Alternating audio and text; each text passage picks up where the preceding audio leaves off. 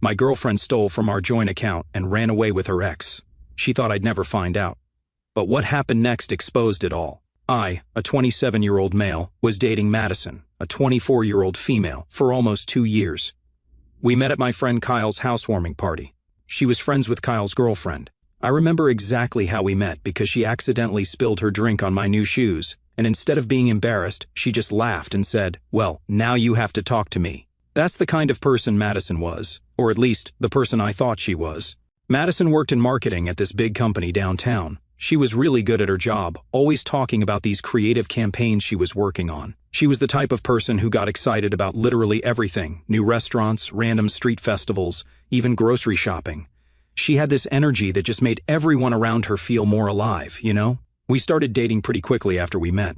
Everything felt easy with her. We liked the same movies, except for horror movies, which she hated, had the same sense of humor, and wanted the same things in life. Or at least, that's what she told me. About 3 months into dating, Madison started telling me about her ex, Jace. He was this stereotypical bad boy type, rode a motorcycle, covered in tattoos, worked as a tattoo artist at some fancy shop downtown. According to Madison, their relationship was super toxic. She'd tell me stories about how he'd just disappear for days without texting, how he'd always choose hanging out with his friends over her, and how he'd make her feel like she wasn't good enough. I remember this one night we were sitting on my couch, watching some random Netflix show, and she started crying out of nowhere. When I asked what was wrong, she told me about how Jace once forgot her birthday because he was too busy at some motorcycle rally with his friends. She said being with me made her realize what a real relationship should feel like. Man, I ate that stuff up. I was so focused on being the good guy who could help her heal from her past relationship that I missed all the red flags, like how she still followed all his social media accounts just to see how much better she was doing, or how she'd randomly bring him up in conversations that had nothing to do with him. Things were really good between us, though. We had all these plans for the future.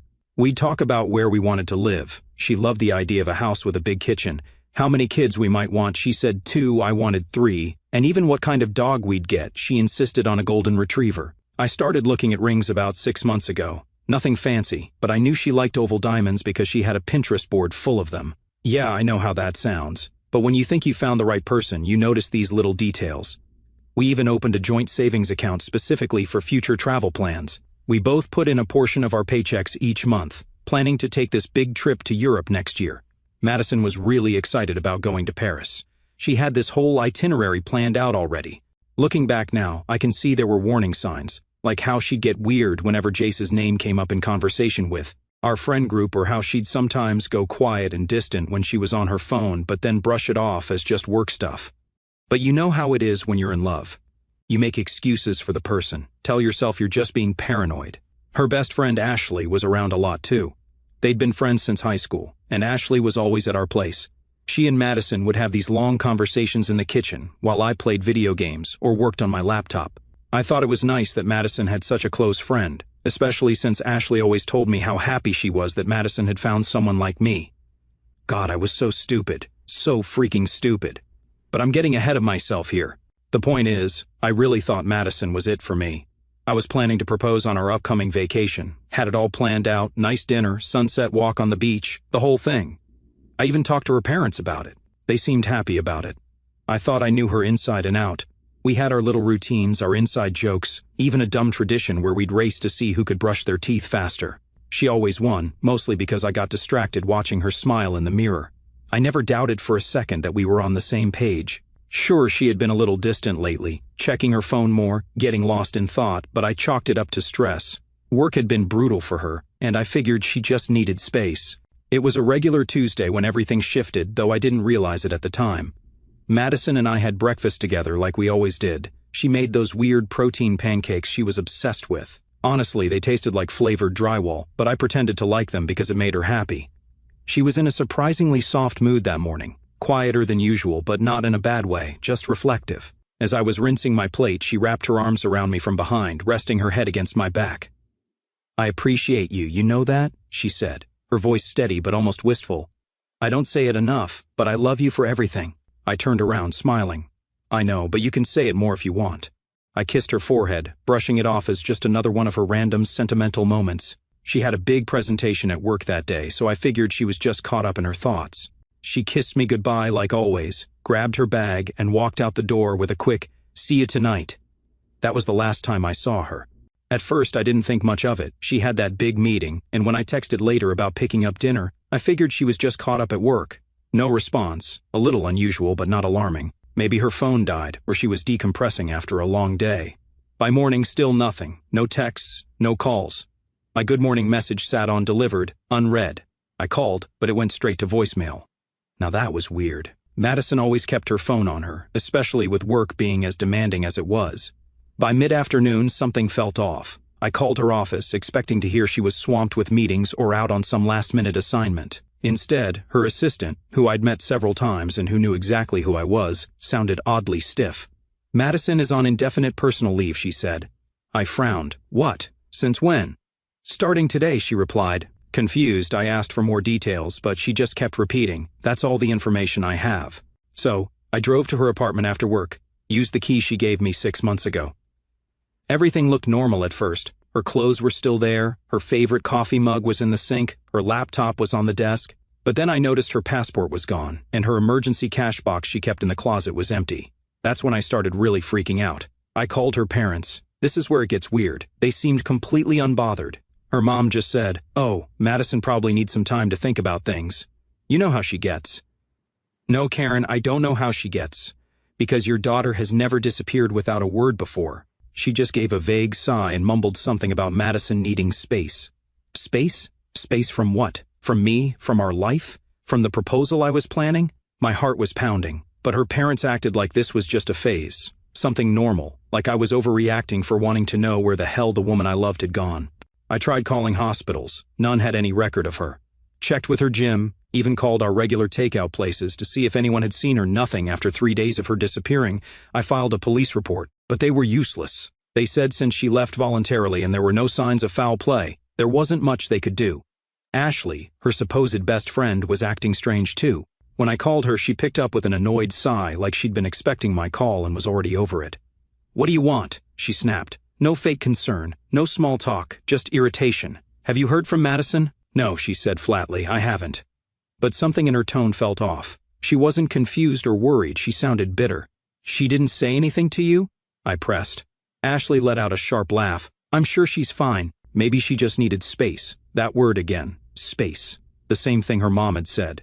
"Space from what?" she scoffed. "Oh, I don't know, maybe from all of this." Before I could respond, she cut in, her voice ice cold. "Maybe take the hint and move on." Then she hung up.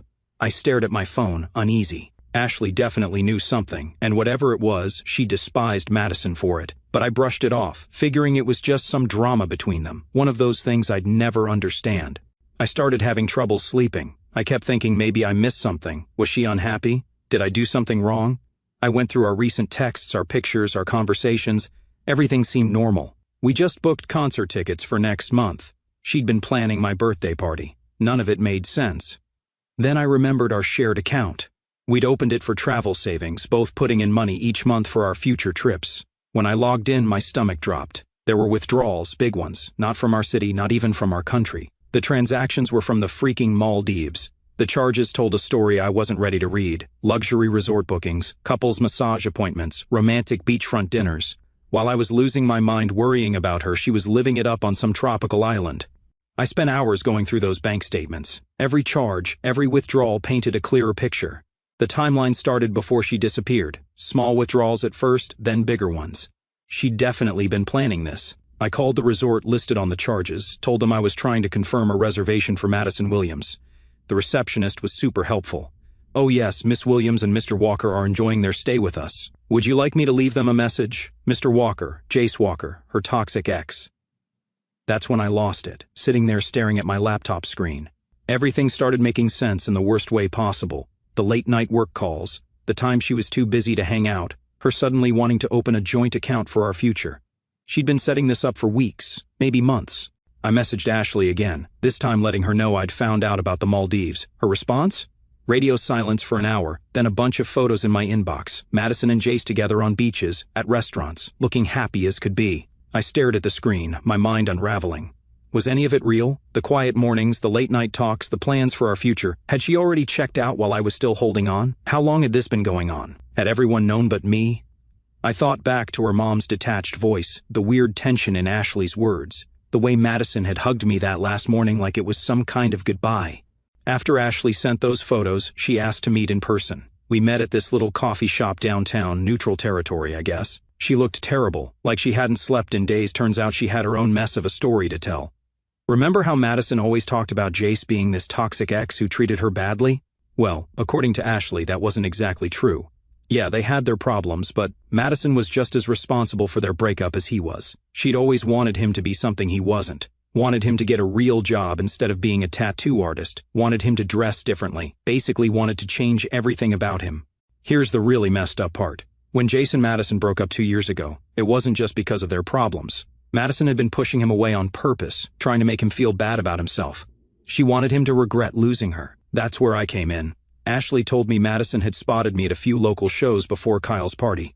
Turns out that drink spill wasn't so accidental. She'd picked me out specifically because I was different from Jace in every way. Stable job, clean-cut look. The type of guy her parents would love. The complete opposite of her bad boy ex. But here's where it gets even worse. About 6 months into our relationship, Madison set Ashley up to date Jace. She played it off like a casual suggestion you guys would look cute together. Madison wanted control. She wanted someone inside Jace's life, feeding her details, making sure he wasn't moving on. And Ashley, loyal to a fault, went along with it.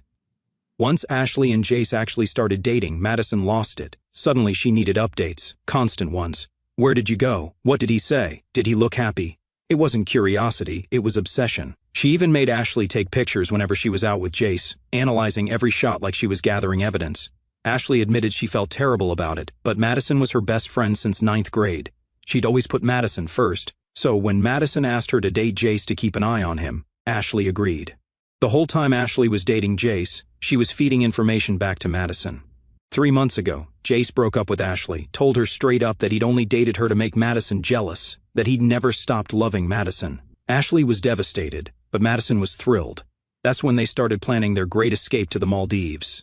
Ashley showed me their text conversations. Madison had been planning this for weeks. She'd picked that specific Tuesday to leave because she knew I had a big project at work and wouldn't notice her being gone right away. This wasn't impulsive. It wasn't some moment of weakness. The joint account? That was Jace's idea. He told her to get me to put in as much money as possible before they left. They'd use it to fund their new life together. Madison had even laughed about it in their texts, saying how funny it was that I was basically paying for her romantic getaway with another guy. I asked Ashley why she was telling me all this now. She said Jace and Madison had promised to stay in touch, to include her in their new life. Instead, they blocked her on everything the day they left. She'd been nothing but a pawn in their game, just like me. The whole time Ashley was talking, I kept thinking about all the moments I thought were real. Madison crying about how badly Jace had treated her. All those times she said she was so happy to have found someone who really cared about her.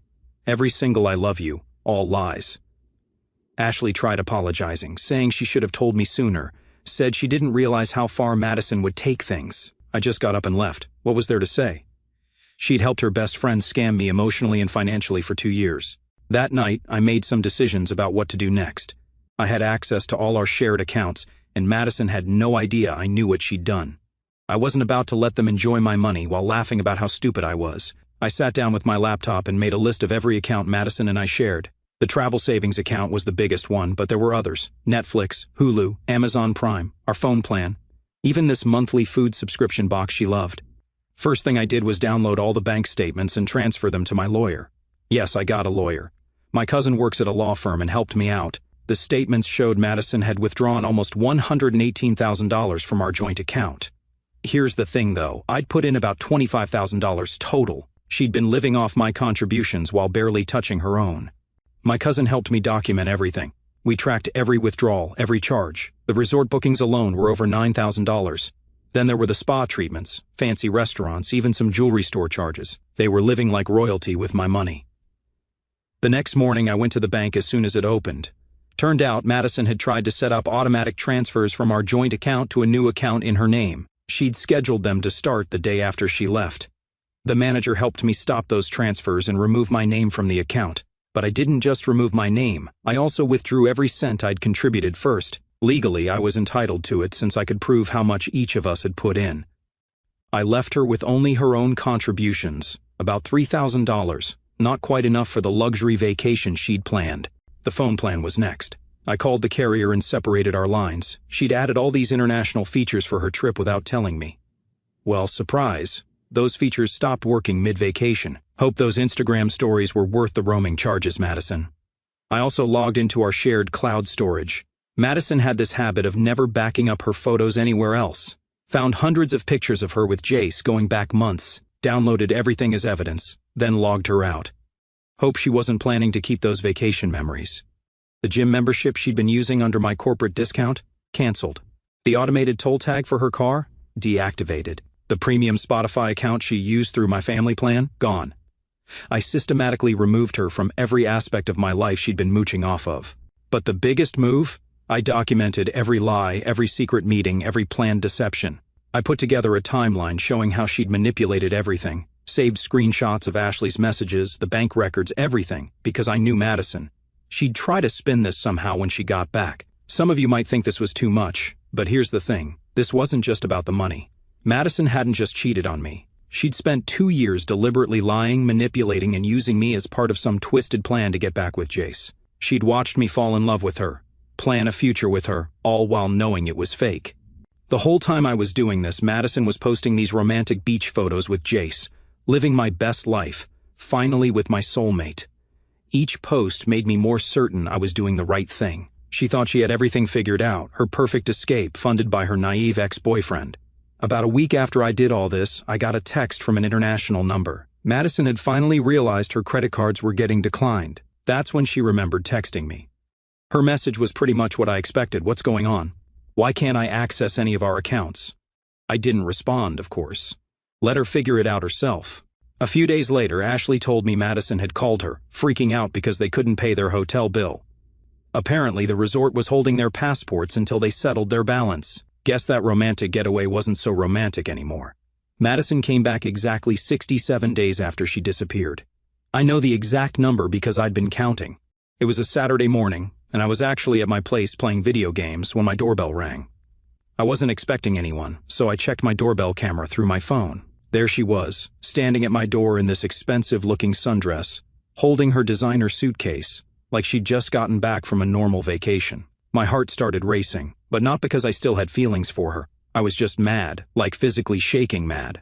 I almost didn't open the door, but then I remembered all the evidence I had collected, all the screenshots saved on my laptop, and thought, yeah, let's do this. When I opened the door, Madison started crying immediately, not subtle tears, full-on dramatic sobbing. I made a terrible mistake, she said, trying to step inside. I blocked the doorway. She looked surprised. I'd never done anything like that before. I used to always let her walk all over me. Not this time. She launched into this whole speech about how Jace hadn't changed, how he was still the same selfish person he'd always been. She said he'd spent all their money on partying with his friends instead of the romantic activities they'd planned, complained that he'd invited random people to their hotel room and embarrassed her in front of other guests. The whole time she's talking, she kept trying to make eye contact, probably trying to see if her crying was working on me like it used to. But I just stood there, arms crossed, waiting for her to finish her performance, because that's what it was, another performance. I know I disappeared, but I realized you're the one I want to be with, she said, reaching for my hand. You're stable, reliable, mature. Jace is just a boy who never grew up. I want a real future, and that's with you. That's when I started laughing. Couldn't help it. She looked so confused. Madison wasn't used to me laughing at her tears. I used to fall all over myself trying to comfort her whenever she cried. Stable, reliable, I said. You mean easy to manipulate, easy to steal from? Her face changed instantly. The tears stopped. It was like watching someone take off a mask. What are you talking about? She asked, but her voice was different now. Harder. I pulled out my phone and opened the folder where I'd saved everything. Should we talk about the money you stole from our joint account? Or maybe how you used Ashley to spy on your ex while pretending to be in love with me? Madison's mouth opened and closed a few times, like she was trying to find the right lie. Then she switched tactics. Ashley told you that? That lying snake. She's just jealous because Jace never really loved her. You can't believe anything she says. Actually, I said, I don't need to believe Ashley. The bank statements, hotel receipts, and your own messages are pretty clear. By the way, how was the couple's massage at the resort? The one you paid for with my money? She started stammering about how she could explain everything, how it wasn't what it looked like. Then she tried a different approach, telling me she'd pay me back every cent, that we could work through this, that she'd go to therapy. I'll do anything, she said. Just give me another chance. We can start fresh. Like how you gave Jace another chance using my money? I asked. Speaking of money, how'd the rest of your vacation go after I took back my contributions from our joint account? Her face went pale. Finally, she understood that I knew everything. No more manipulation, no more lies, no more playing the victim. She'd been caught, and she knew it. You had no right, she started yelling. That was our money. You ruined everything. Do you know how embarrassing it was when our cards got declined at the resort? They kept our passports until Jace's friend wired us money. I just smiled. Actually, I had every right. I have proof of exactly how much money was mine. You're lucky I didn't report you for fraud. That's when she completely lost it, started screaming about how I'd never find anyone like her, how I'd regret this, how she'd tell everyone I was abusive and controlling. Real classy stuff. I didn't say anything, just pulled out my phone again and pressed record. Let her keep screaming, more evidence for my lawyer just in case. Finally, she ran out of steam, stood there on my porch, mascara running down her face, looking nothing like the confident person who'd shown up at my door. I loved you, she said quietly, trying one last time. No, I replied. You loved what you could get from me. There's a difference. Then I closed the door, listened to her yell for a few more minutes before she finally left. Watched on my doorbell camera as she rolled her suitcase to her Uber, probably heading to her parents' house since she didn't have her own place anymore. About 3 days after she showed up at my door, I started getting weird messages from friends asking if I was okay. I didn't think much of it at first until my sister called me, sounding really worried. Have you seen what Madison posted about you? She asked. I hadn't. I'd blocked Madison on everything after she left that day, but my sister sent me screenshots, and man, Madison had gone full psycho with her revenge plan. She'd written this long post on Facebook, yeah, people still use it, about how I'd been financially and emotionally abusive throughout our relationship. She said I'd isolated her from friends, controlled all her money, and monitored her social media. According to her post, she'd escaped to the Maldives to get away from my abuse, and was only now strong enough to speak her truth. The post was filled with carefully selected screenshots of our text conversations, all taken completely out of context, like when I asked her where she was going one night because we had dinner plans, she twisted it. To make it seem like I was controlling, or when I questioned a weird bank charge, which turned out to be from her secret date with Jace, she made it look like I was financially controlling. She even posted photos of herself crying, claiming they were taken during our relationship. I recognized one. It was from when she was fake crying about Jace forgetting her birthday. Now she was using it as evidence of my supposed abuse. The worst part? People were believing her. My phone started blowing up with angry messages. People I hadn't talked to in years were coming out of nowhere to tell me what a terrible person I was. Someone even found my work email and sent the post to my boss, suggesting they should reconsider employing an abuser. I felt like I was going crazy. Madison had spent 2 years manipulating me, stealing from me, and cheating on me, and now she was somehow making herself the victim. But remember Ashley? Turns out Ashley had kept all their messages. Every single conversation about their plan to manipulate me, every discussion about using my money, and Ashley had finally had enough of Madison's games. I didn't even ask Ashley to help, she did it on her own. She made her own post, sharing the actual screenshots of their conversations, posted the bank statements showing how Madison had stolen my money, shared photos of Madison and Jace together from when we were still dating, with timestamps proving she'd been cheating. Ashley even shared the messages where Madison laughed about using me as her backup plan and joked about how I was paying for her romantic getaway with Jace. The actual truth made Madison's abuse claims look exactly like what they were, a desperate attempt to save face. The fallout was intense. People started deleting their supportive comments on Madison's post. Some even apologized to me publicly. Madison's own cousin messaged me, apologizing for believing her lies. The post to my work email was retracted. Madison tried to delete everything, but screenshots last forever. She disabled her Facebook account, but it was too late. The damage to her reputation was done, and this time, it was damage caused by the truth, not by lies. Then Jace got involved, but instead of defending Madison, he posted his own story. Turns out, she'd been lying to him too. All those times she told me he was toxic and abusive, she was telling him the same things about me. She'd played us both, using each of us to make the other jealous. The messages started changing from people calling me an abuser to people warning each other about Madison. Several of her ex-friends came forward with stories about how she'd manipulated them too. It was like watching years of lies unravel in real time. Madison tried one last desperate move. She made a new post claiming Ashley and I were working together to ruin her life. Claimed all the screenshots were fake. Said Jace was lying because she'd rejected him. But nobody was buying it anymore. Last I heard, she lost her job too. Turns out taking 2 months of emergency leave for a beach vacation doesn't go over well with employers. At this point, I'm done with the drama and just focusing on myself. It's been nice not having to deal with Madison's chaos, and honestly, life's been way more peaceful without her in it. After losing her job and getting exposed on social media, Madison's life basically fell apart. Her parents finally stopped enabling her and told her she needed to get a job if she wanted to keep living with them. She ended up working at this small marketing agency, way below her previous position. But here's where it gets interesting. Remember Jace? Turns out he wasn't done playing games either. A mutual friend told me he started dating Madison's younger sister. Yeah, you read that right. The same guy Madison threw away everything for is now with her sister.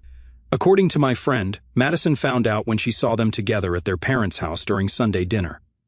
Madison completely lost it, started throwing things, screaming about how her sister betrayed her. Her parents had to physically remove her from the house. They finally realized how unstable she really was and made therapy a condition for her to ever come back.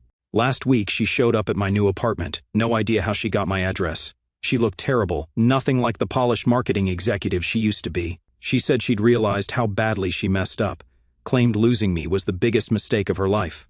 When I didn't immediately respond, she started listing all the ways Jace had wronged her, how he'd spent all their money in the Maldives, how he'd embarrassed her in front of other guests, how he never really changed. Then she switched to talking about how perfect we were together, how she'd give anything for another chance.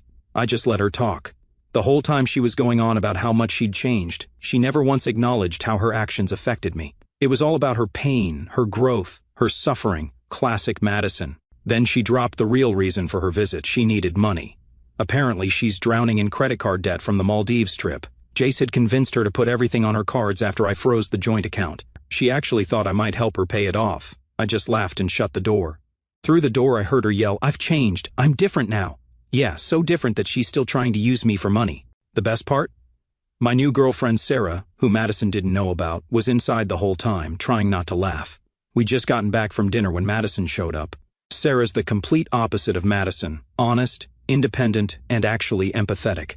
We've been dating for 6 months, and it's honestly shown me what a healthy relationship should be like. Madison still tries to reach out through fake social media accounts sometimes. She'll send long messages about destiny and soulmates, usually late at night. Each one gets blocked immediately. Sarah and I actually turn them into a game. We try to guess how many sentences it'll take before Madison mentions needing money. Last I heard, Madison's sister and Jace are actually pretty serious. They're moving in together next month. Madison had to quit her new job because she couldn't handle seeing their photos on social media. She's living in some small apartment her parents help pay for, still doing therapy but mostly just complaining about how unfair her life is. Looking back, I'm actually grateful for everything that happened. If Madison hadn't shown her true colors, I might have married her and discovered all this years later. Instead, I'm with someone who makes me genuinely happy, and Madison's left dealing with the consequences of her own actions.